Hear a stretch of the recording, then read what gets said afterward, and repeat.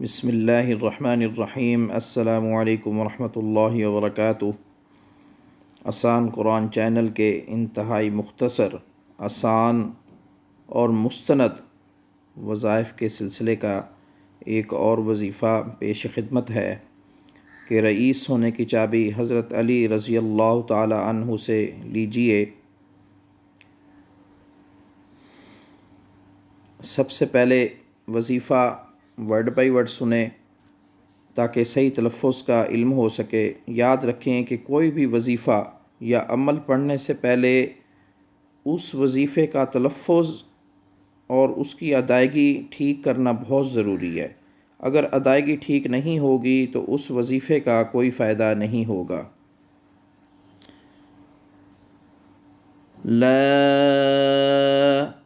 الہ الا اللہ الملک الحق المبین۔ اب مکمل سنیں۔ لا الہ الا اللہ الملک الحق المبین۔